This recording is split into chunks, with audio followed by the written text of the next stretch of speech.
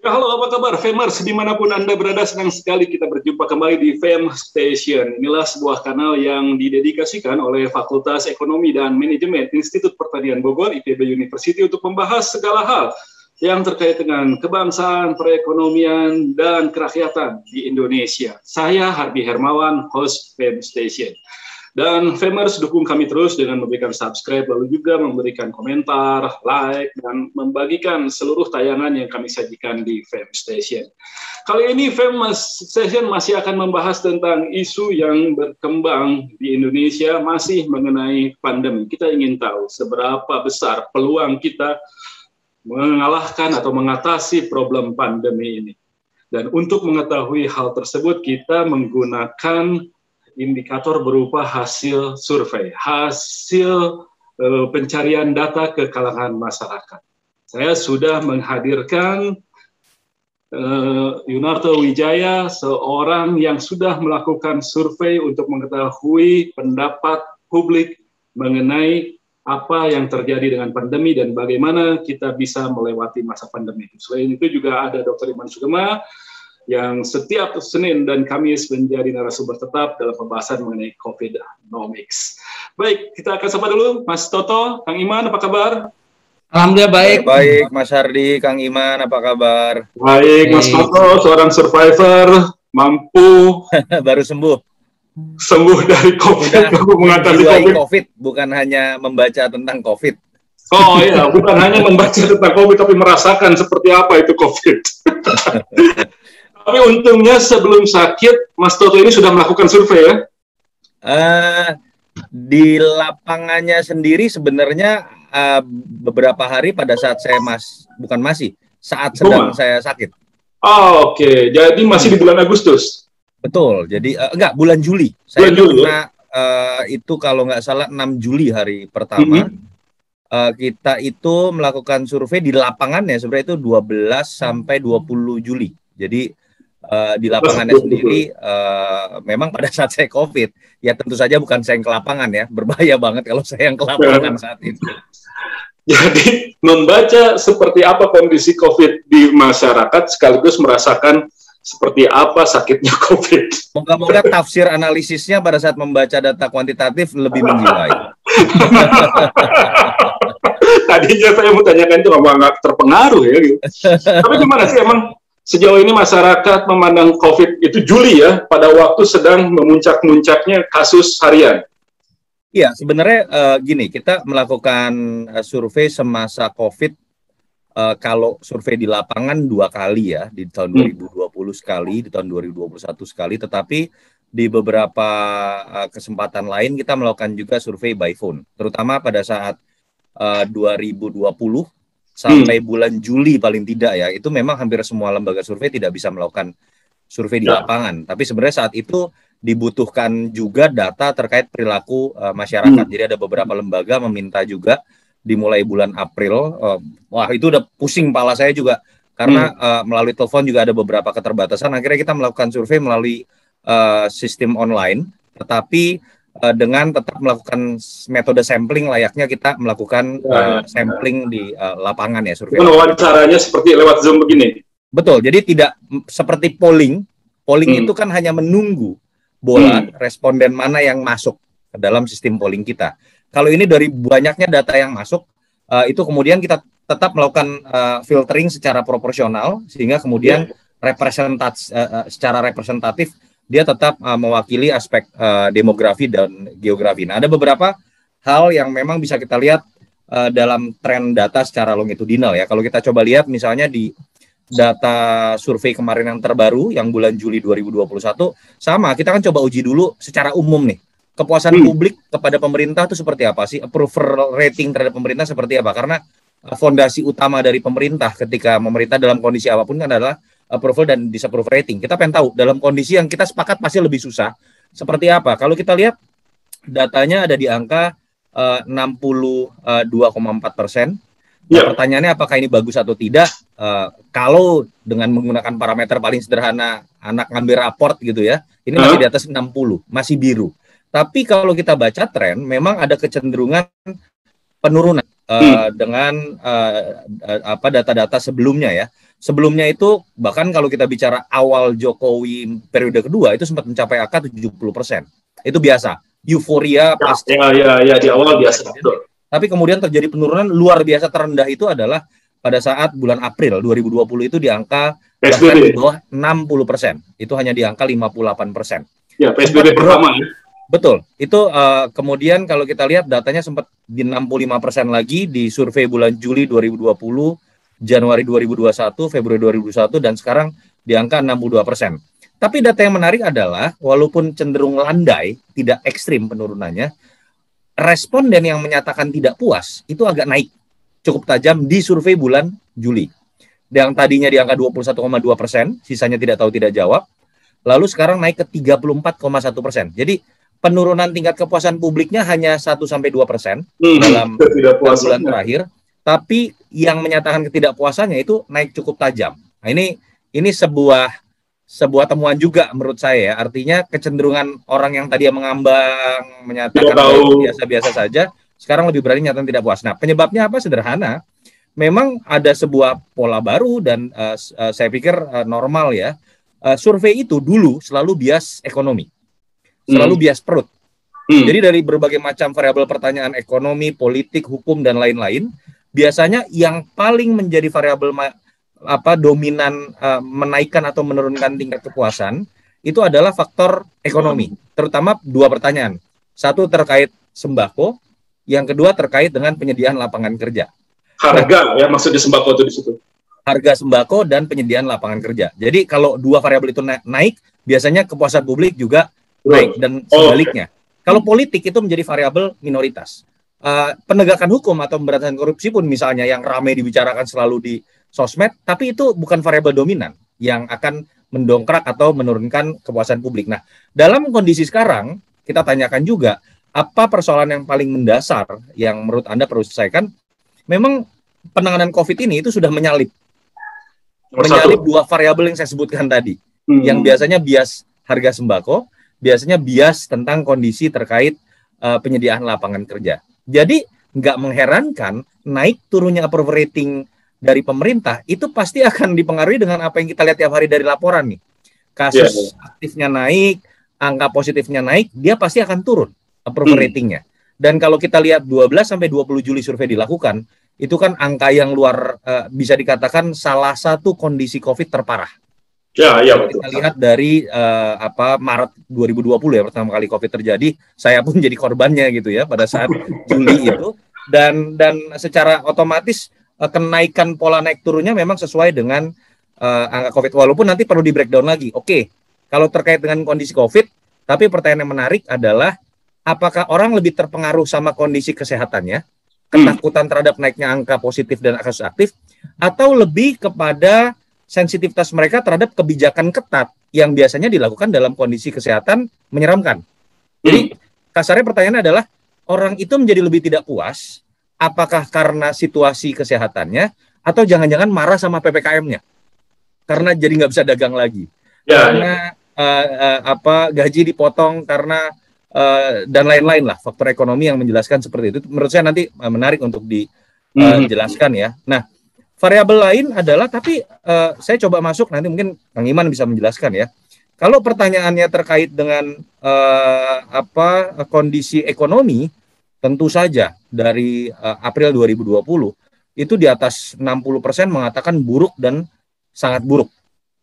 Akan tetapi ketika kita tanyakan harapan, jadi optimisme terhadap kondisi ekonomi setahun ke depan, pertanyaannya seperti itu ada kondisi yang berbeda. Kalau pada saat April 2020, Kang Iman, itu menyeramkan. Jawaban terhadap optimisme ekonomi itu sangat rendah. Bahkan sempat mencapai angka hanya 30% yang menyatakan optimis.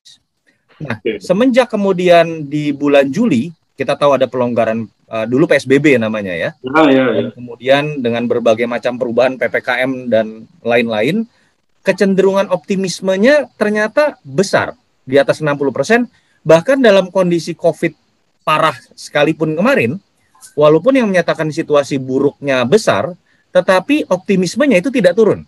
atau bisa dikatakan dalam range yang bisa dikatakan masih di atas 60%. Nah, ini menarik menurut saya. Ternyata persepsi tentang optimisme ekonomi ke depan sangat besar. Walaupun kalau menurut saya ya itu juga sebuah bahasa netizen jebakan Batman nih. Artinya kan ekspektasinya tinggi. Ya. Lebih berbahaya buat dan berkonsekuensi terhadap penurunan kepuasan publik apabila kepuasan yang tinggi itu kemudian betul-betul berlawanan dengan realita. Efek secara psikologisnya akan lebih besar. Variabel lain yang ternyata menjadi faktor pemberat juga adalah faktor hukum ya. Ada beberapa catatan yang memang dianggap menjadi titik lemah dari pemerintahan Jokowi di jilid 2 itu terkait dengan penegakan hukum. Kalau terkait dengan situasi pandemi, kondisinya tuh survei selalu mengatakan cukup stabil, tapi stabilnya ini kalau dikasih penilaian C. Jadi selalu di atas 50%, sekitar 54-58% orang yang menyatakan puas terhadap penanganan COVID, di bawah rata-rata kepuasan publik secara menyeluruh, akan tetapi dia tidak pernah menyentuh di atas 60% kecuali ada di survei tahun 2020 bulan Juli kalau saya tidak salah. Jadi dia tidak seburuk penegakan hukum, tidak seburuk penilaian kondisi ekonomi misalnya, tetapi tidak pernah juga mencapai angka yang sangat memuaskan, misalnya di atas 60% sebagai indikatornya. Secara umum itu sih. Ya. Jadi ekspektasi tadi itu masih cukup bagus, 60% di bulan Juli, jauh lebih baik daripada ekspektasi ketika COVID pertama kali datang, itu 30 ya, di April 2020. Betul, itu kondisi yang paling mengagetkan dari responden menurut saya adalah pada saat PSBB pertama kali. PSBB pertama, lalu kemudian PSBB transisi, setelah itu PPKM, lalu PPKM darurat, dan level-level. Ya, jadi di PSBB pertama kali itu 30. Sepertinya pada waktu itu semuanya kaget dan merasa memang agak sulit memahami dan mengatasi persoalan pandemi ini. Di Juli 2020, kendati sudah situasinya agak gawat secara kesehatan, tapi mungkin sudah banyak orang yang merasa udah tahu celahnya, udah memahami situasi dan mungkin bisa mengatasi itu. Kurang lebih mungkin seperti itu nggak, Pak Iman? Saya pikir begini ya. Satu, kita melalui survei apapun, baik yang dilakukan oleh Carta Politika maupun lembaga yang lainnya, termasuk di dalamnya BPS, kita bisa menggunakan data-data tersebut, walaupun tidak bisa overstretch, mengambil kesimpulan yang terlalu jauh, ya kan? Karena informasi yang didapatkan dari survei kan relatif terbatas, ya. Mungkin kalau dalam kaitannya dengan penanganan COVID, kan kita ada masalah antara data yang kita miliki, ya, informasi yang kita miliki dengan how to-nya, bagaimana cara menangani COVID secara policy. Ya enggak, gitu. Nah, itu menjadi masalah yang sangat rumit. Jadi kita tidak bisa overstretch, ya kan? Tetapi at least kita hanya bisa menyimpulkan atau memotret masyarakat dari survei. Kira-kira begitu posisinya ya. Nah, contohnya begini. Kan yang ditanyakan dalam penanganan COVID ya, baik di survei BPS maupun di survei yang lainnya, ya, itu bagaimana persepsi, misalkan apakah Anda melihat banyak yang patuh 5M misalkan ya gitu ya. Orang cenderung menilai buruk, ya kan? Atau menilai dirinya lebih baik dibandingkan Jadi kalau ditanya apakah Anda cukup patuh dengan protokol 3M, jawabannya ya. Ya. Patuh. Tapi begitu menilai orang lain, masyarakat, ternyata banyak yang tidak patuh menurut dia. Kan gitu. Itu yang menariknya sebetulnya. Ya. Nah, ini kan dalam pengambilan policy aja dengan data yang sedikit itu kan menjadi sangat rumit. Ya enggak? Ya. Karena ada dua hal yang bertolak belakang. Mayoritas bilang saya patuh 5M. Di data BPS itu 80% semuanya mengaku patuh. Semuanya mengaku patuh. Tapi ketika diminta menilai orang lain, cuma 50%. 54% mengaku sering melihat pelanggaran, 30 jarang. Jadi 80 tuh yang melanggar. Ya enggak, itu problem tersendiri, ya kan? Jadi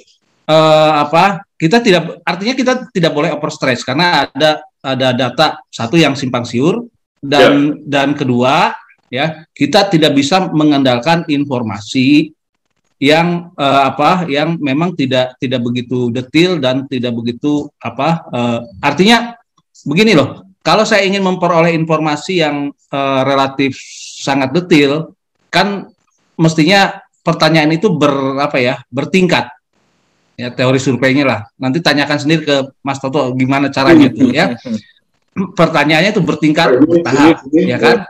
Dari mulai A sampai Z, kemudian diambil kesimpulan, ya kan gitu.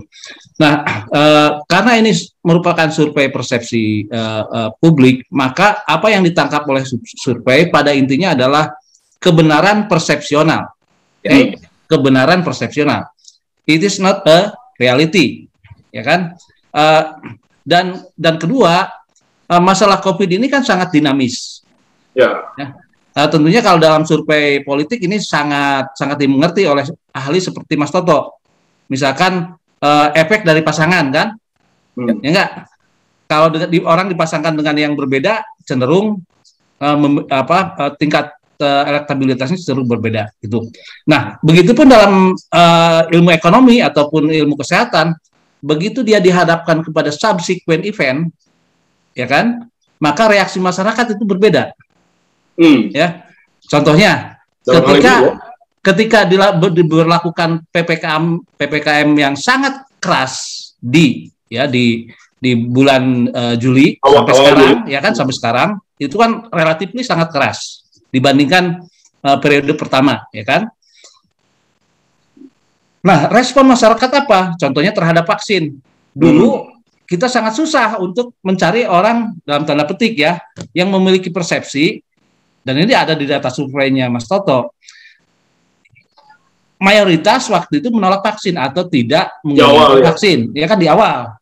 Nah, sekarang ya kan setelah proses bergulir mayoritas menginginkan vaksin. Kira-kira kan seperti itu dinamikanya. Nah, what next? Apa selanjutnya? Tetapi kan kita tidak bisa menyimpulkan bahwa kalau kita kemudian menerapkan PPKM lebih keras lagi, ya kan, maka akan semakin banyak orang yang menginginkan vaksin. Kan nggak seperti itu dinamikanya. Kan kira-kira begitu lah.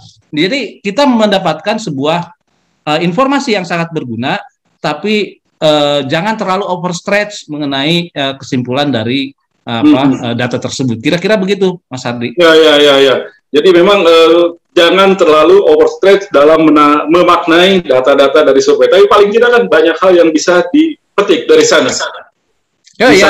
Apa yang menjadi pemahaman masyarakat itu sendiri tentang pandemi dan bagaimana mereka bisa tetap di level 60% tingkat kepercayaan kepada pemerintah dalam penanganan pandemi, kendati misalnya Indonesia ini termasuk negara yang paling banyak tingkat kematian dalam pandeminya dan lain sebagainya. Itu mungkin bisa dijelaskan Mas Toto. Pertama begini, ada fenomena menarik ya Mas Ari dan Kang Iman.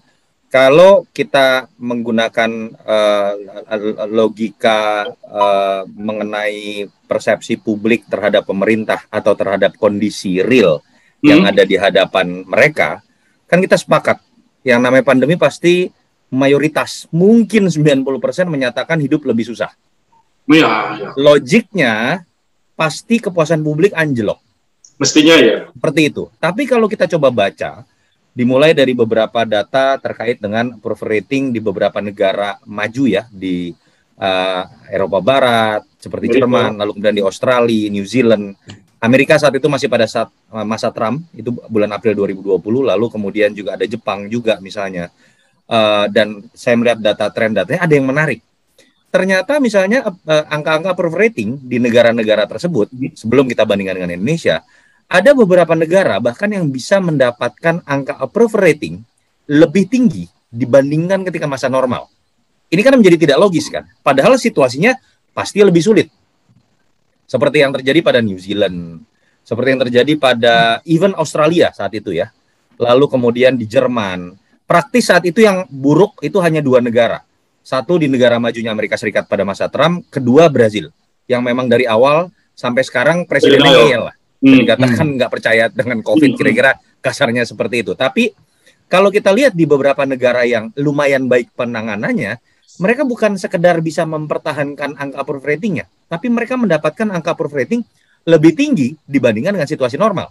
Padahal kalau kita bicara kondisi ekonomi pasti tetap lebih buruk dibandingkan dengan kondisi normal kan.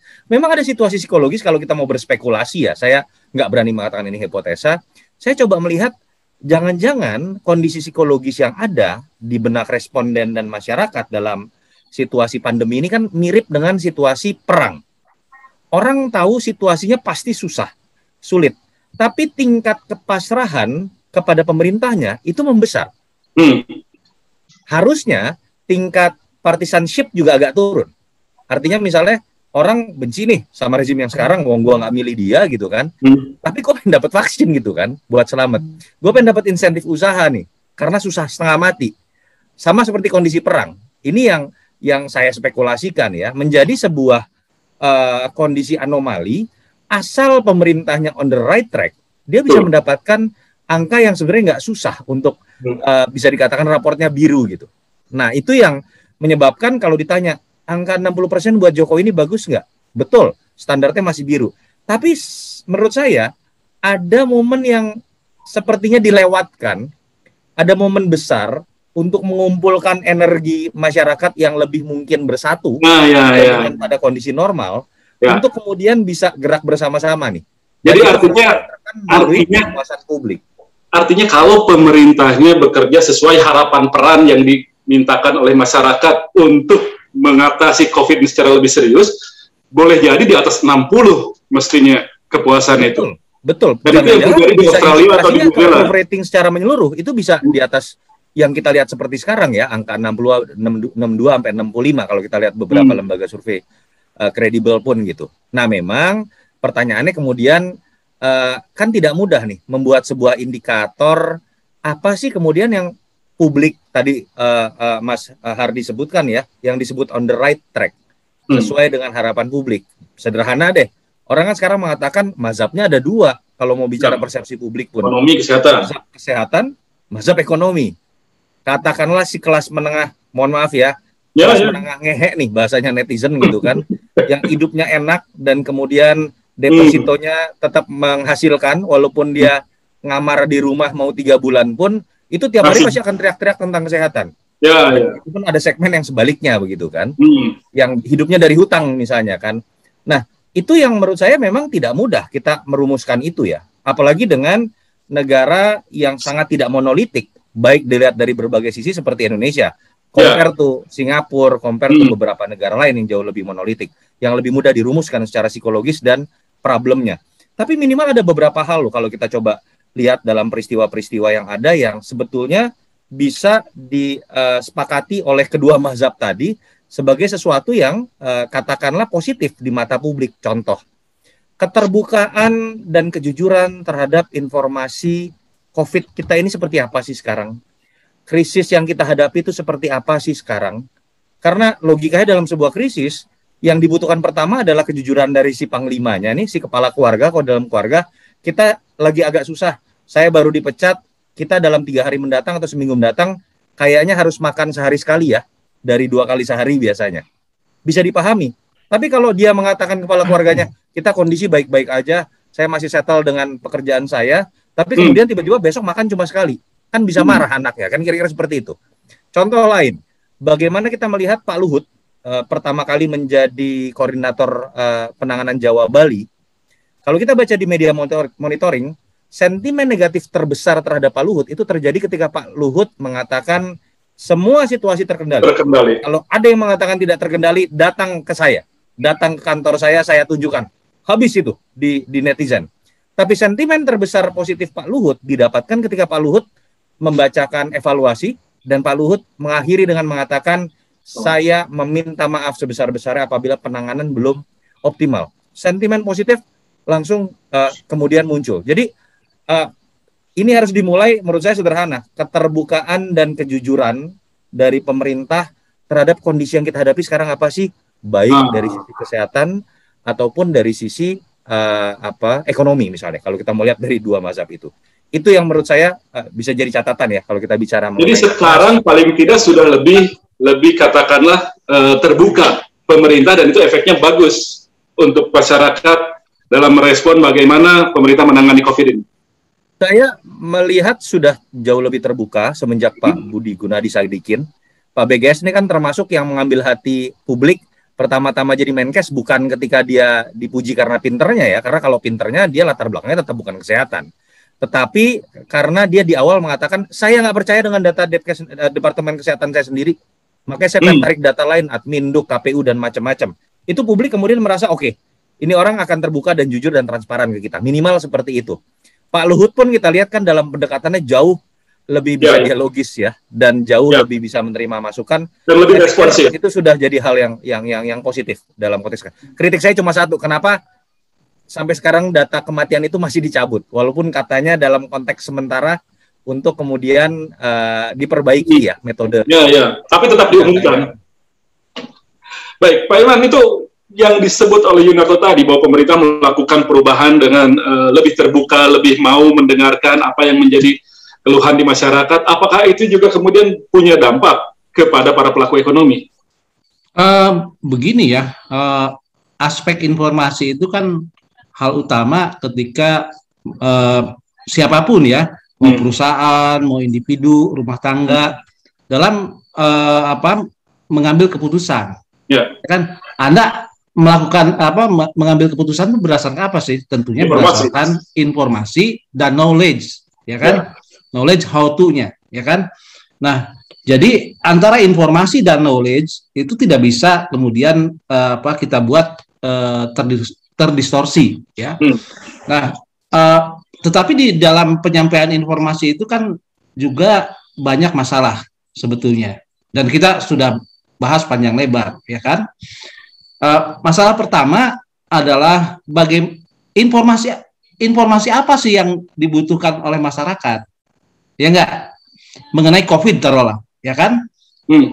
Apakah harus kita menggambarkan situasi yang sebenarnya dan masyarakat kemudian percaya, ataukah haruskah kita menggambarkan situasi yang lebih buruk sehingga masyarakat itu percaya, oh ini suasana genting banget, ya kan? Jadi kadang-kadang dalam menampilkan informasi pun kan kita harus melihat bagaimana masyarakat itu akan bereaksi. Kalau Anda menghadapi masyarakat yang begitu ngeyel, ya kan, apalagi di awal-awal pandemi kan banyak yang ngeyel tuh, ya kan? Nah, informasi yang harus disampaikan tentunya bukan tingkat keberhasilan, ya enggak, menangani COVID, tetapi informasi bagaimana buruknya COVID. Paham ya? Maksud saya begitu. Nah, ini kan jadi problem tersendiri di dalam perumusan event ya. Itu hal yang sederhana ya. Tapi dalam perumusan kebijakan untuk menyampaikan informasi aja ada problem yang sangat besar di kita itu. Bagaimana dan apa yang harus disampaikan dalam situasi yang berbeda. Ini mestinya ahli informasi pun kan sayangnya kayaknya sih di tim COVID nggak tahu tuh. Pada awal-awal saya lihat tuh malah menampilkan dokter siapa gitu ya yang istilahnya cantik, ya kan? Ya, kok komunikasi kayak gitu kan repot kita jadinya. Bukan mengenai substansi yang harus disampaikan kepada masyarakat, kan kira-kira begitu. Artinya kapan itu informasi itu disampaikan? Ada banyak sekali informasi, tapi mungkin tidak semuanya disampaikan bersamaan, karena itu juga akan menjadi banjir informasi yang tidak efektif. Tapi sesuai. Saya kira problemnya adalah stressing the point, ya kan? Jadi pinpointnya apa? Pinpointnya apa? Ketika misalkan kita menghadapi situasi yang buruk, ya tampilkanlah kematian itu begitu banyak. Ya enggak? Karena itu akan menimbulkan rasa takut, awareness terhadap bahaya yang datang, ya kan? Gitu. Bukan kemudian berupaya untuk menutupi ya masalah tersebut, ya kan? Dalam situasi yang berbeda, mungkin data itu ya ditampilkan saja, tapi tidak menjadi focal point, ya kan? Tidak menjadi bahasan yang harus disampaikan pada masyarakat. Kira-kira begitu. Oke.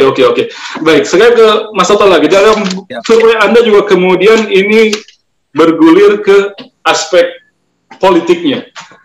bagaimana isu-isu politik kemudian juga mempengaruhi dalam penanganan COVID ini. Ya. Gambaran seperti apa? Iya, ini bicara elektoral atau politik secara belum. Politiknya dulu, kepercayaan dan sebagainya. Iya, sebetulnya membaca paling terpenting kan adalah kita bicara masa pandemi ya. Konteksnya tetap kalau kita bicara survei, terutama buat orang-orang yang tidak di politik ya, bagaimana kemudian awam melihat ini penting buat kehidupannya, investor, pelaku ekonomi. Pertanyaan pertama selalu sama. Oke, indikator hasil-hasil yang ditunjukkan oleh survei Anda itu menunjukkan indikator adanya stabilitas politik atau instabilitas politik. Apakah ada potensial disobedience yang ada di masyarakat atau tidak misalnya. Karena itu yang terpenting buat orang awam yang tidak terlibat dalam kegiatan politik ya. Memang ada beberapa temuan menarik. Pertama, kalau kita lihat approval rating itu indikator utama. Kalau dia sudah di bawah 60% dan stabil di bawah 60%, artinya trust atau kewibawaan pemerintah cenderung turun. Kan simple, sehingga potensial konflik dalam setiap implementasi kebijakan menjadi lebih besar. Dan kemudian gesekan-gesekan lebih mungkin terjadi. Kita bisa mengatakan angka 60% masih cukup stabil, tapi yang perlu diperhatikan tadi, orang yang berani menyatakan ketidakpuasan itu sekarang lebih berani. Karena angkanya kemudian naik tajam. Poinnya apa? Orang yang berani menyatakan ketidakpuasan itu tidak lagi menjadi silent voters, but they become protester gitu ya. Sehingga akan bisa terbaca tuh dengan mudah, sosmed pasti akan lebih ramai. Buzzer-buzzer atau kalangan-kalangan oposan yang misalnya memang bersuara, aktivis yang memang berseberangan dengan pemerintah, cenderung akan lebih vokal. Dan itu saya pikir bisa terbaca juga di big data dan media monitoring sesuai dengan asumsi yang saya sebutkan tadi. Itu yang pertama. Yang kedua, secara politik juga kalau itu nanti sebenarnya yang tadi ya itu akan berpengaruh nanti terhadap data elektoral tuh. Bagaimana ada beberapa pihak yang dianggap oposan itu mendapatkan limpahan suara gitu. Yang kedua kalau secara politik ini juga terkait dengan bagaimana orang melihat kerja dari bukan kerja. Bagaimana keterlibatan sosok Jokowi dalam penanganan pandemi. Itu yang sering jadi bahan perbincangan juga. Pertanyaan pertama misalnya, harusnya kepala pemerintah ini sering muncul nggak sih? Harusnya kepala pemerintah hadir pada saat apa sih?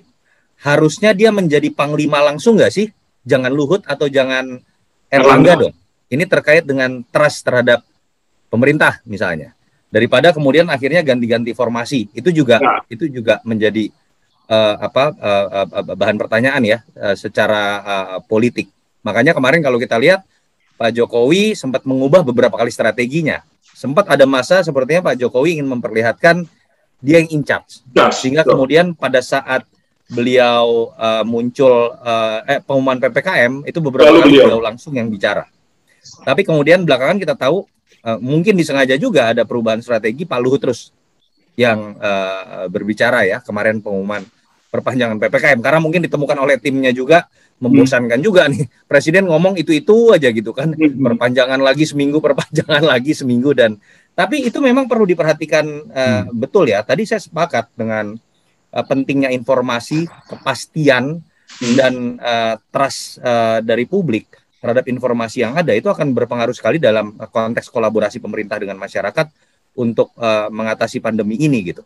Dan itu juga jadi salah satu kritik saya, jangan dong format dari penanganan tim COVID ini berubah-berubah gitu. Tadinya si ini panglimanya, kemudian si ini, yang otomatis pendekatan komunikasinya akan berbeda. Lalu kemudian pendekatan manajemennya juga mungkin akan berbeda. Pak Luhut dengan Erlangga kita tahu pendekatannya sangat berbeda misalnya kan. Jangan sampai Pak Jokowi dalam situasi krusial seperti ini hanya karena nggak enak, tapi dia kan ketua partai kah atau ini kan tapi mewakili ini kah. Kemudian formatnya akhirnya hanya di-arrange dan akhirnya membuat bingung masyarakat. Salah satu yang menurut saya harus dipastikan adalah sudah pastikan dream team-nya siapa dan jangan berubah-berubah lagi. Apalagi kalau kita sepakat ini masih akan panjang, entah masih dalam konteks pandemi ataupun endemi. Situasi politik lain saya pikir tadi yang perlu jadi catatan, ternyata di bidang hukum, walaupun tidak terkait pandemi langsung, itu menjadi bandul pemberat juga. Apakah ini situasi yang bisa dikatakan serius? Ternyata pada saat ditelisik melalui media monitoring dan big data itu tidak. Jadi kenapa performa dari persepsi publik terhadap pemberantasan hukum dan penegakan hukum dan pemberantasan korupsi itu jelek? Ternyata itu bukan karena hal-hal yang dulu kita bicarakan dalam skala besar ya. Kalau dulu kita berbicara mengenai revisi undang-undang KPK, kita berbicara misalnya terkait dengan cicak buaya dan segala macam. Kalau kita lihat di big data sekarang itu sudah tidak pada wilayah itu. Sekarang itu hal-hal yang tidak besar tapi viralable, bahasa saya viralable. Jadi kecerobohan itu yang mungkin efeknya tidak besar secara hukum, tapi jadi bahan pergunjingan yang menarik buat para netizen. Misal, kayak 2 triliun. Itu kan kewibawaan polisi. Misal, vonis Pinangki dengan Joko Chandra yang dianggap hal-hal yang sifatnya kayak main-main gitu ya, rendah sekali dan format hakimnya sama dan hal-hal lain seperti itu yang ternyata jadi bandul pemberat karena misalnya pada saat kita tes di survei, angka kepuasan publiknya bahkan di bawah 50%. Nah itu yang menurut saya perlu jadi catatan, jangan sampai ada sektor lain yang menjadi bandul pemberat ketika fokus dan energi itu memang harus kita habiskan sebenarnya untuk penanganan pandemi. Ya. Itu sih memang yang dikemukakan Mas Toto ini memang serius benar, bisa berpengaruh ke aspek-aspek lain. Kalau menurut saya begini ya. Kalau menurut saya begini, ada pengaruh atau tidak kan itu memang kita harus mempertimbangkan aspek-aspek seperti itu, ya enggak? Jadi dalam bahasa lain, kalau dalam teori ekonomi ya, game teori kan masyarakat itu punya pilihan. To cooperate atau not to cooperate, ya enggak? Bekerja sama dengan pemerintah atau tidak bekerja sama pemerintah. Itulah yang disebut dengan corner solution, ya enggak? Enggak ada yang abu-abu gitu loh. Nah, dalam situasi pandemi itu harus jelas, tidak ada abu-abu lagi, ya kan? Menurut teori game ya atau teori permainan. Artinya pemerintah harus berupaya sekarang itu untuk mendorong supaya either Anda benci pemerintah atau tidak, apakah Anda dalam situasi yang diuntungkan selama pandemi atau dirugikan selama pandemi, itu tidak ada alternatif lain kecuali bekerja sama dengan pemerintah. Ya kan, kira-kira posisi strategisnya itu harus mengarahkan situasi seperti itu. Teori. Dalam pelaksanaannya bagaimana? Ya saya kan bukan ahli epidemiologi ya kan, tetapi arah kebijakannya mesti seperti itu. Harus seperti itu. Benar, Mas Toto. Apakah harus bisa didapatkan dukungan sebesar-besarnya mau dia siapapun gitu? Nah, itu menarik sebenarnya kalau masuk ke pertanyaan tadi terkait politik ya. Jadi memang kita temukan beban pemerintah. Tadi pertama saya sudah jelasin nih. Ini momen besar buat pemerintah atau Jokowi menyatukan energi yang tercerai-berai menjadi cebong dan kampret. Bahasanya pada pemilu sebelum dan pemilu kedua sama. Dan ini ada momen besar ketika harusnya karena musuh bersamanya sekarang mengerikan sekali, harusnya dan tingkat kepasrahan terhadap pemerintah menjadi lebih besar, ini harusnya bisa dimanfaatkan yang lebih besar. Tapi faktanya memang itu belum berhasil secara optimal dimanfaatkan momen ini. Kenapa? Karena dari beberapa temuan survei kita, misal pada saat pertanyaan mengenai prokes. Jadi pertanyaan mengenai pelanggaran prokes yang sering Anda lihat tadi, menilai orang lain ya. Kalau diri sendiri pasti ngakunya semua pakai masker dan lain-lain gitu. Tapi pada saat pertanyaan kita tanyakan pelanggaran prokes yang sering Anda lihat, atau misalnya pertanyaan terkait dengan seberapa sering Anda masih beraktivitas, kita tanyakan di daerah-daerah yang melakukan PPKM kemarin. Kita lihat memang ada kecenderungan yang lebih tidak taat prokes ini daerah-daerah, menariknya ya, daerah-daerah yang secara partisanship itu memang daerah yang tidak memilih Jokowi.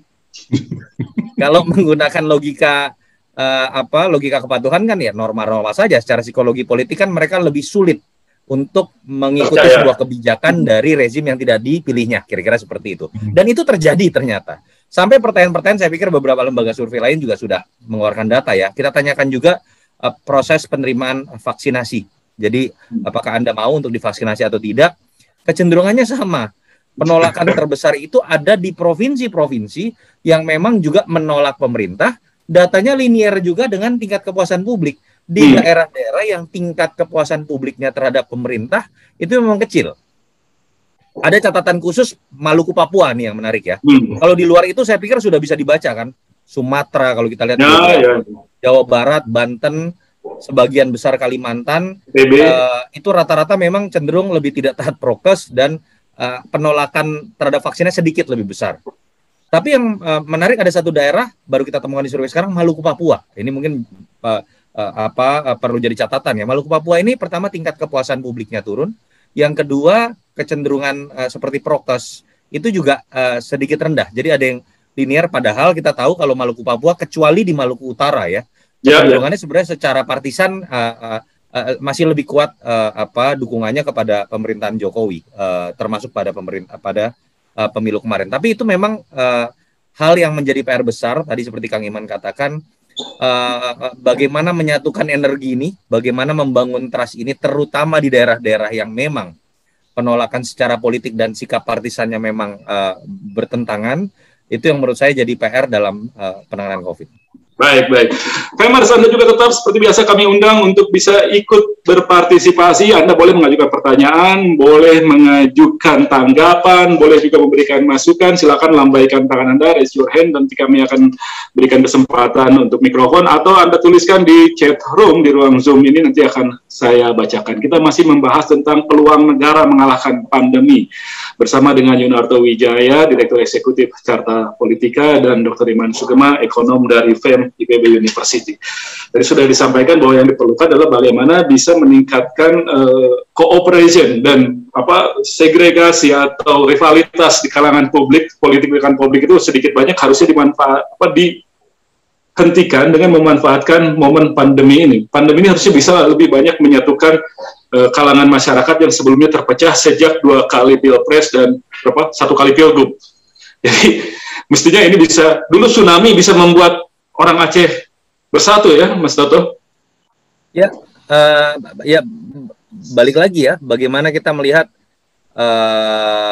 pengalaman ya, termasuk seperti tsunami Aceh, bagaimana kemudian walaupun memang dulu belum tercerai-berai secara politik seperti sekarang ya, kita tahu polarisasi yang menjadi sangat besar, tapi kita belajar dari beberapa negara lain, itu tadi, dengan berbagai macam polarisasi yang tetap ada juga. Saya kaget membaca data Prancis, Jerman, New Zealand, Australia, bahkan mencapai angka approval rating jauh lebih besar dibandingkan dengan masa normal. Dan penjelasannya saya pikir paling masuk akal adalah bagaimana kepasrahan terhadap pemerintah, apapun sikap politiknya, itu menjadi jauh lebih besar. Dan Amerika Serikat pun pasca Trump itu sedikit lah, saya mengatakan, mulai mencair ya polarisasi tersebut.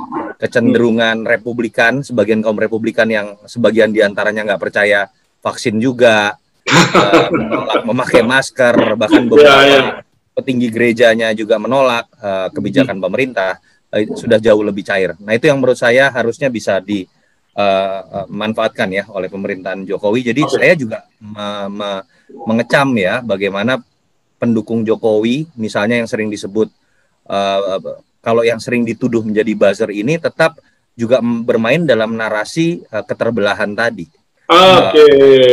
Ini momen yang besar buat katakanlah pendukung Jokowi untuk menggandeng. Mestinya diawali oleh pendukung Jokowi malah. Saya harus mengatakan terlepas siapa yang memulai keterbelahan ini dalam situasi seperti ini, yang harus merangkul itu yang mayoritas. Yang harus merangkul itu adalah pihak yang memiliki otoritas dan memiliki kuasa untuk kemudian bisa memberikan harapan bahwa dalam situasi sulit ya pemerintah akan memberikan harapan besar terhadap penanganan pandemi. Tapi jangan lupa Pak Yunarto, Kang Yunarto, Kang Toto, jangan lupa bahwa itu kan masalah antara kepentingan buzzer RP dengan kepentingan Jokowi yang berbeda sebetulnya. Betul. Ya enggak? Ya bisnis mereka kan akan terus memiliki nilai ya. Kalau keterbelahan itu terus dilanggengkan. Kira-kira kan begitu sebetulnya problemnya. Ya nggak? Sepakat, Kang Iman. Jadi memang saya berharap juga ya publik bisa memisahkan, walaupun harus ada juga catatan ya buat pemerintah. Kadang-kadang para buzzer RP ini, kita nggak bisa sebutkan siapa gitu ya. Jangan-jangan sepakat ada orang-orang yang merasa hidup dari keterbelahan ini. Nah, ya, sayangnya itu kemudian sering digeneralisasi menjadi jokower atau pendukung pemerintah yang notabene disamakan atau ekuivalen dengan buzzer RP tadi. Padahal tadi momen untuk melakukan harmonisasi itu sekarang psikologisnya paling mudah untuk bisa dilakukan. Jadi tidak selamanya Jokowi dan Jokowers itu sama. Kepentingannya tidak selalu sama. Ekonom seperti Kang Iman akan lebih cepat untuk memperhatikan perbedaan motif ekonomi antara mungkin ya Jokowi dengan Jokowersnya itu tadi. Dan sekarang sudah mau masuk 2022, Mas Toto. Jadi artinya yang Anda harapkan supaya lebih kooperatif orang-orang tuh, kemudian lebih mau mendukung untuk sama-sama mengatasi persoalan pandemi ini, dihadapkan lagi pada persoalan kepentingan 2024. Ya. Sekarang udah mau masuk 2022, Anda juga sudah mengeluarkan angka-angka dukungan segala macam. Nah ini bisa jadi faktor yang mendukung upaya pemulihan penanganan COVID, atau justru mungkin bisa pendukungnya makin bekerja sana-sini, lalu semakin muncul ketegangan pula, dan penanganan COVID bisa menjauh. Saya berharap tadinya ada simbiosis mutualisme ya, antara libido politik para politisi, pimpinan partai, yang jauh lebih besar libidonya dibanding periode pertama Jokowi. Kenapa? Ini alamiah. Kalau dalam periode pertama kepemimpinan sebuah rezim, kita tahu masih diperbolehkan bisa maju kembali, rata-rata yang punya libido ini akan mengatakan berat deh lawan incumbent. Iya, nggak pede. Lagi aja, atau kita akan oposan lagi aja. Berat nih lawan incumbent gitu kan. Tapi dalam kondisi menuju berakhirnya periode kedua, wah itu luar biasa. Gejala narsisme, libido politik merasa dirinya besar, itu pasti luar biasa. Karena ini ada wilayah tidak bertuan yang menyebabkan orang yang 0% pun merasa kemudian punya peluang gitu kan. Itu fenomena baliho-baliho yang sekarang dikritik oleh teman-teman netizen misalnya ya, billboard segala macam. Tapi tadi saya berharap libido yang tinggi tadi itu bisa bersimbiosis mutualisme dalam kondisi seperti sekarang. Udahlah, saya pikir kita berharap aja udah deh. Mereka kan pengen kampanye dari awal nih. Ada momennya nih. Bagi-bagi sembako, melakukan testing massal, ikut membantu melakukan treatment, itu bisa dilakukan sekarang secara absah. Kampanye awal memiliki panggungnya. Kandidat yang ada di nomor atas, di urutan atas survei Anda itu kan kebetulan kepala daerah umumnya ya. Nah, poin menariknya gini. Harusnya bisa. Poin menariknya adalah, pertama kalau buat partai, saya sayangnya tidak mendapatkan kondisi yang saya harapkan tadi. Saya pikir tadinya begini, udah kita tutup mata deh. Mereka bersikap agak transaksional pun, mereka membagi-bagi nggak apa-apa. Masyarakat lagi butuh. Yang terjadi adalah bukannya mereka kemudian melakukan hal tersebut yang lumayan berguna, walaupun nadanya transaksional, buang uang dengan jumlah yang sama, pasang billboard tadi. Nah itu yang menyedihkan menurut saya gitu ya. Nah itulah yang menyebabkan dalam konteks, padahal ada memang betul perubahan perilaku pemilih tadi yang seperti Mas Hari sebutkan. Dalam situasi COVID, kabar baiknya buat konteks perilaku pemilih. Pertama, ada dua kecenderungan perubahan perilaku pemilih. Pertama, pemilih yang cenderung akan lebih rasional. Pemilih yang cenderung akan memilih pemimpin yang punya track record dan memang jelas punya portfolio dalam konteks menghadapi situasi yang konkret di depan mata mereka sekarang nih. Itu yang menyebabkan kepala daerah lebih mendapatkan panggung. Karena otoritasnya ada di level eksekutif. Megang anggarannya juga di level eksekutif. Mereka bisa melakukan tindakan-tindakan generalis di semua sektor untuk kemudian melakukan perbaikan penanganan pandemi. Itulah yang menyebabkan kenapa kepala daerah itu punya panggung lebih besar dibanding menteri misalnya. Menteri itu sektoral.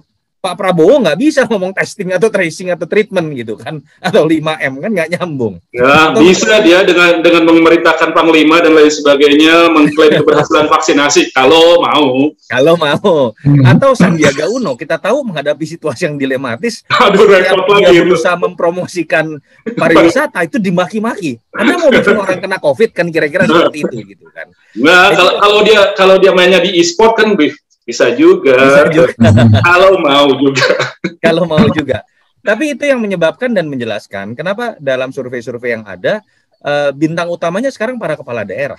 Ya karena itu tadi, kepala daerah ini ada dalam panggung yang tepat untuk bisa tampil terlihat lebih berguna minimal dalam konteks situasi yang konkret seperti sekarang. Nah, itu yang menyebabkan menurut saya menuju 2024 dalam situasi seperti ini berhadapan dengan sebagian pemilih yang lebih rasional, orang yang sekedar bangga dengan jabatan ketua umumnya, orang yang bangga dengan sekedar darah birunya, itu harus sadar apa yang mereka miliki dengan jabatan ketua umum dan darah biru itu tidak bukan apa-apa dalam situasi seperti ini gitu. Bahkan kecenderungannya bisa menjadi beban. Yang kedua, bagaimana sih menghadapi para kepala daerah? Curang dong kalau begitu. Kepala daerah punya anggaran, punya kewenangan yang sifatnya lintas sektoral. Nah, bagaimana politisi lain kemudian bisa menyaingi? Ada karakter pemilih kedua yang saya sebutkan tadi, bukan menjadi lebih rasional, menjadi lebih pragmatis. Karena butuh sesuatu. Nah, itu yang saya sebut dengan simbios mutualisme. Ya sudahlah, biarkan pertarungan orang-orang yang merasa tidak punya jabatan kepala daerah ini, mereka gerak ke bawah, pendekatan langsung ke masyarakat, membantu masyarakat. Sayangnya juga ini tidak dilakukan. Jadi naiknya popularitas para kepala daerah ini merupakan konsekuensi dari adanya pandemi ini juga yang membuat mereka dituntut bekerja lebih giat, lebih banyak turun ke bawah, dan itu meningkatkan popularitas mereka. Betul. Sampai sejauh ini, dan itu yang kemudian kalau menteri kurang-kurang inisiatif, kurang-kurang inovatif, ya sulit untuk mengimbangi itu. Ya, betul, sepakat. Oke, padahal ada lagi problem yang cukup lebih mendasar. Ini ada Pak Septradi Septiawan. Melambaikan tangan, silakan Pak Septradi. Oke, saya bukakan Pak Septradi. Silakan, tolong dibukakan mikrofon dan kameranya. Pak Septradi, silakan. Belum nyambung ya? Oke, saya bacakan saja kalau gitu. Oke, saya bacakan. Saya tanya ke Pak Iman, juga boleh ke Mas Toto. Di luar isu politik dan dukung-mendukung pada perhelatan 24, bagaimana peluang negara mengalahkan pandemi melalui sektor pertanian? Terlebih dalam meyakinkan kepercayaan publik bahwa negara bisa stabil jika sektor pertaniannya dikelola dengan baik. Ya, urusan pangan. Tadi urusan perut nomor 1 sebenarnya menurut Mas Toto juga. Kang Iman mungkin?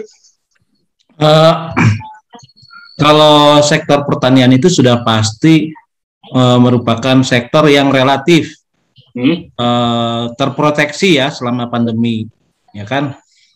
Karena itu kan PPKM sendiri kan kemudian tidak begitu mempengaruhi pertanian, ya nggak? Karena kebijakan untuk hal-hal yang esensial masih terus ya pada dasarnya kan masih boleh bekerja, ya, masih boleh, dan nature dari pertanian kan bekerjanya outdoor, tidak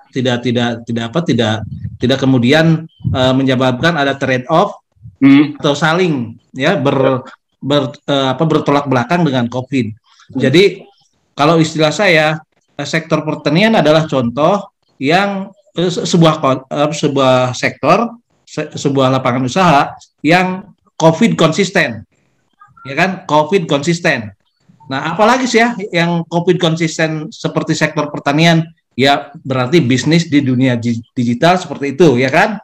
Artinya selama masa pandemi apapun yang terjadi dia tetap berkembang. Kira-kira begitu kesimpulannya. Nah, karena itu pemerintah atau pelaku usaha ya lebih tepatnya, pelaku usaha harus kemudian merumuskan bagaimana supaya dia COVID konsisten seperti halnya sektor pertanian dan digital. Kira-kira begitu.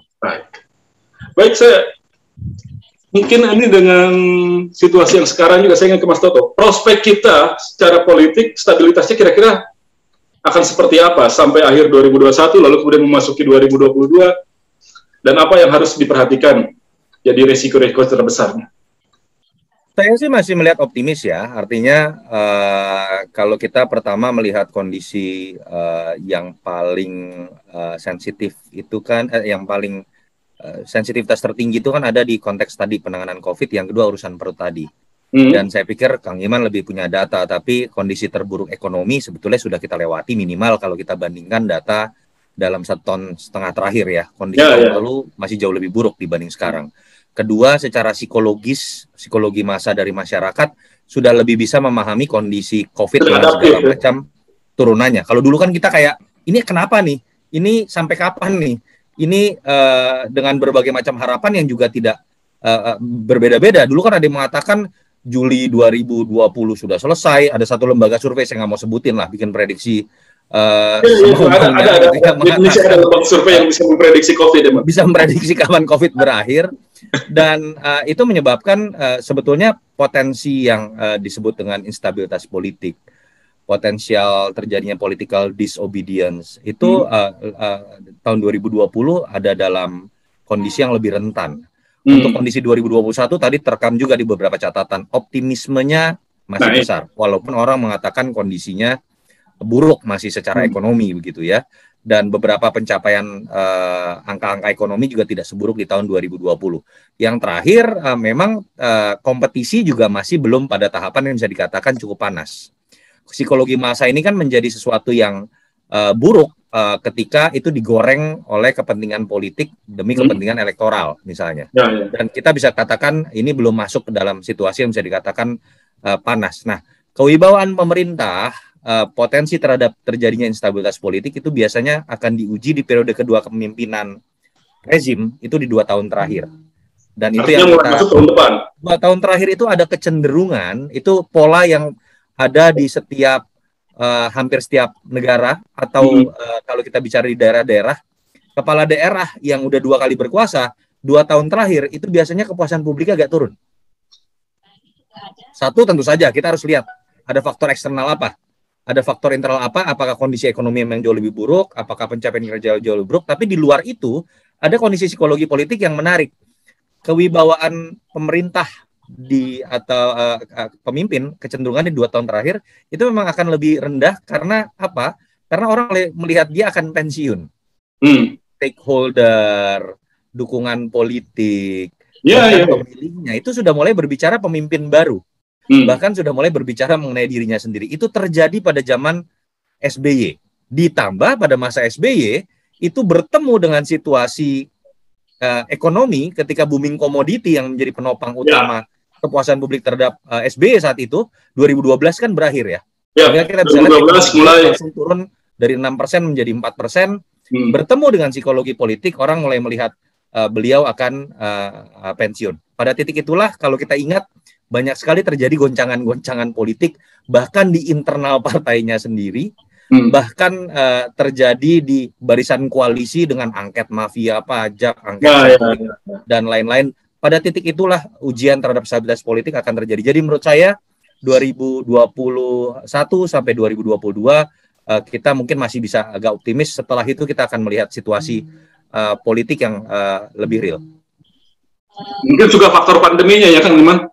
Ya, gimana? Faktor pandeminya juga ya, kita berharap virusnya ini nggak ada gelombang kesekian yang kencang lagi gitu, atau paling tidak terlalu mematikan lagi. Saya kembali ke preposisi awal ya. Apakah pandemi ini akan lebih cepat atau lebih lambat dari yang seharusnya, kan sebetulnya begitu, ya kan? Pertanyaan kita nih akan lebih cepat atau lebih lambat dari yang seharusnya. Dari yang seharusnya itu maksudnya dari ukuran negara-negara lain di dunia gitu ya? Enggak, secara natural aja kan COVID virus ini kan akan ada selamanya. Ya. Tapi pandeminya ya tidak, ya kan? Bagaimana kita bisa mengakhiri pandemi ini, ya kan? Dengan cara yang lebih cepat, ya kan? Ya paling bareng-bareng lah dengan negara lain. Gitu. Kalau secara natural, artinya dengan berbagai macam gunjang-ganjing, ketidakpercayaan dan lain-lain, kan itu berarti natural nih ya, tracknya ya, natural. Kalau secara natural berarti kita masih akan menghadapi sampai situasi di mana masyarakat itu dipojokkan oleh situasi untuk menjadi apa yang disebut corner solution tadi, ya kan? Ya. Di corner. Jadi nanti ada proses lagi tuh satu, ya kan? Kita akan lihat bahwa untuk daerah-daerah yang acceptance terhadap vaksinnya itu sangat rendah, ya kan? Kemudian akan terjadi ledakan COVID lagi, ya kan? Kira-kira begitu, ya skenarionya. Nah, tapi ada skenario yang lebih yang teknokratik yang lebih bagus kan, ya enggak? Yaitu bagaimana supaya even daerah yang seperti itu pun yang istilahnya acceptance terhadap terhadap vaksinnya itu rendah, ya kita harus kemudian mengupayakan supaya corner solutionnya itu lebih cepat, tidak menunggu ledakan berikutnya kan begitu. Ya itu yang menjadi pertanyaan mendasar buat orang yang mendalami ilmu behavior, ya kan, ilmu perilaku seperti seorang ekonom kan mempelajari ilmu perilaku. Nah itu pertanyaan-pertanyaan yang kemudian harus atau preposisi yang harus dijawab, ya, atau dirumuskan oleh para pemangku kebijakan. Jangan sampai kemudian kita membiarkan ini seperti natural aja, ya kan gitu. Nah, perkara bahwa kemudian akan ada riak politik, ya, atau dimanfaatkan secara politik, ya itu pun saya kira merupakan learning process dari tidak hanya para politisi, ya enggak, tetapi juga para konsultan politik, ya. Oke. Tapi sebentar. Ini kalau secara ekonomi, kalau melihat kondisi keuangan para bohir-bohir itu memungkinkan nggak sih sekarang ada gonjang-ganjing? Jadi gini lah, bohir itu kan ya kan politik nggak spontan itu juga, butuh biaya. Gini maksudnya bohir itu kan yang menentukan arah lari uangnya kemana. Ya enggak, dia punya uang. Ya. Dan kita tahu jumlah uangnya gede banget. Ya. Paham ya? Ya. Dia bisa membagi-bagikan uang ke kemanapun dia yang menurut dia lebih memiliki chance untuk besar. Tetapi selalu ada pretelan, ya enggak? Kira-kira framework para bohir kan begitu. Dia tidak akan pernah menempatkan portofolionya itu di salah satu, ya kan? Hanya ke satu lebih tinggi, ke satu lebih rendah, tetap ada portofolionya, ya enggak gitu. Kalau menurut saya, kalau menurut assessment saya ya, kalau melihat melihat perkembangan politik dari sisi ekonomi, ya. Mohon maaf nih Mas Yunarto ya. Kalau menurut saya peran bohir ini akan sangat tetap akan sangat relevan baik ada COVID maupun tidak ada COVID. Ya. Karena kan mereka orientasinya kepentingan. Bukan problem solving loh.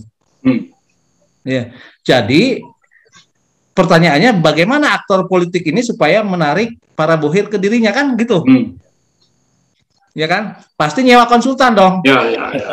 Dan konsultannya ada yang belajar juga cara bagaimana menyiasati situasi kayak COVID. Tetap aja kan ada yang masih cara berpikir lama, menyarankan kepada bohirnya, udah bikin baliho aja kan. Ada yang begitu kan. Tapi mereka masih mau itu, uangnya masih cukup banyak dan masih cukup untuk membiayai kegiatan-kegiatan politik yang riskan di saat-saat pandemi seperti begini. Saya pikir akan selalu ada trial ya, ada uji kan di dunia politik juga ada dinamikanya ya kan. Selalu ada uji coba. Dan konsultan politik pasti mencoba gitu. Oh, kalau kasih ini gimana? Itu namanya kalau dalam ilmu ekonomi itu eksperimennya adalah treatment ya. Kalau kasih treatment begini, reaksi masyarakat gimana kan selalu begitu. Saya kira.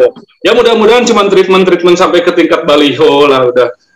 Ya gak lebih dari itu. Oke. Jadi Mas Oto, kalau kembali ke judul awal, peluang negara mengalahkan COVID ini seperti apa dan apa yang harus diwaspadai, apa faktor-faktor yang harus kita lihat, kira-kira bagaimana juga kesiapan negaranya bertingkat dari tingkat pusat sampai ke daerah, bagaimana? Iya, saya tetap harus memposisikan diri sebagai warga yang optimis ya, karena dalam kondisi krisis apalagi pandemi terkait urusannya nyawa ya, ketika kita udah pesimis berat. Tapi kalau gitu saya ganti lah, apa kira-kira faktor yang akan menyulitkan negara dalam mengatasi COVID ini dan apa yang bisa dilakukan untuk mengatasi risiko? Tidak secara alamiah kita negara yang tidak monolitik tadi. Ya. Bagaimana mengatasi situasi pandemi di negara yang status pendidikan, status sosial ekonominya itu gapnya sangat besar, itu sangat tidak mudah. Yang kedua terkait juga dengan sikap partisan yang memang masih tersisa, ternyata terbukti dalam implementasi kebijakan. Ini kan simpel ya, bagaimana membatasi mobilitas, bagaimana kemudian mundur bersama, maju bersama, kira-kira gini nih tarungnya nih. Kita takut terhadap benda yang nggak kelihatan, kita putuskan sekarang kita mundur, lalu kita boleh maju 1 meter minggu depan lagi kita boleh maju 2 meter, tapi minggu depan lagi kita mundur lagi 3 meter. Bagaimana mungkin ketika itu tidak seirama gitu kan? Jadi problem utamanya seperti itu. Tadi kompleksitas gap yang besar secara status sosial ekonomi, pendidikan, dan variabel lain. Yang kedua sikap partisan yang notabene pengaruhnya bukan dalam konteks warga doang loh. Sikap partisan antara bupati dengan wali kota dengan gubernur aja jadi bikin masalah. Dengar, bantuan dari pemerintah pusat itu kan harus melalui pemerintahan provinsi. Dan vaksin katanya tidak sampai ke kabupaten karena beda partai gubernur dengan bupati itu. Betul, itu terjadi. Saya dengar langsung cerita dari tanpa sebutkan namanya ya, sehingga kemudian bottlenecking terjadi, dan itulah yang menjadi masalah. Sebenarnya kan bukannya dalam situasi pandemi, dalam kondisi normal pun kita menghadapi situasi yang selalu seperti ini. Itu yang menurut saya membutuhkan tangan besi secara positif, tanda kutip ya. Pak Jokowi ini kan selalu bicara akselerasi. Selalu bicara debirokratisasi. Ini momen yang paling tepat untuk dia lebih mengambil apa yang disebut dengan tongkat panglima tadi, karena memang situasi yang dihadapin sangat konkret. Itu sih. Jadi penegakan aturannya harus lebih tegas lagi dalam hal ini. Dan political will-nya harus lebih keras juga. Political will-nya juga harus lebih keras juga. Dan para kandidat yang sudah GR mungkin disebutin nama Toto sebagai kandidat terkuat untuk 2024. Kebetulan kan Anda semua kebanyakan adalah kepala daerah. Jadi berlombalah di daerah Anda masing-masing untuk benar-benar bisa mengatasi COVID di daerah masing-masing. Gak apa-apa, nyari muka depan warga selama memang buat kebutuhan penanganan COVID nggak masalah. Partai-partai silahkan Anda mau melakukan transaksi selama itu bisa membantu masyarakat secara konkret. Menurut saya sebagian orang sebagian bagi sembako daripada pasang baliho. Saya lebih bisa menerima saat ini ya, membagi sembako walaupun itu transaksi, walaupun ada muka Anda taruh di kantongnya, dibandingkan muka Anda hanya ditaruh di billboard yang hanya menguntungkan para pembuat billboard, tapi nggak ada urusannya sama sekali. Ya gitulah. Jadi Pak Ganjar Pranowo yang kemarin ada nomor 1 menurut Mas Toto, Mas Anies, Pak Ridwan Kamil, Pak Prabowo juga lah. Silakan berlomba-lomba untuk bersama-sama mengatasi COVID. Itu lebih bagus juga kan, Kang Iman ya? Ya, jadi begini, kalau skenario tadi terjadi ya. Yang akan terjadi adalah memasang baliho yang isinya foto lagi bagi-bagi sembako. Itu lebih tepat lagi. Jadi harus sembakonya duluan ya. Harus bagi sembakonya duluan. Ya. Jadi nanti warga boleh memasang aturan, boleh pasang baliho kalau sudah bagi sembako. Ya, kira-kira begitu. Oke. Ya mudah-mudahan lah kita betul memelihara optimisme agar negara ini bisa mengatasi COVID dan tidak tertinggal dengan negara-negara lain dalam mengakhiri pandemi COVID-19. Terima kasih Kang Iman Sukma. Terima kasih Mas Junarto, Mas Toto. Kapan-kapan nanti Mas Ardi, Kang Iman, salam sehat. Salam sehat. Khusus elektoral nanti kita akan bahas lagi di kesempatan yang lain. Dan terima kasih semua famers. Jangan lupa dukung kami terus, kasih subscribe, kasih like, kasih komentar, bagikan terus semua tayangan yang kami sajikan di Fame Station. Mudah-mudahan apa yang kami sajikan di sini bermanfaat untuk Anda semua. Saya Hardi Hermawan pamit. Sampai jumpa.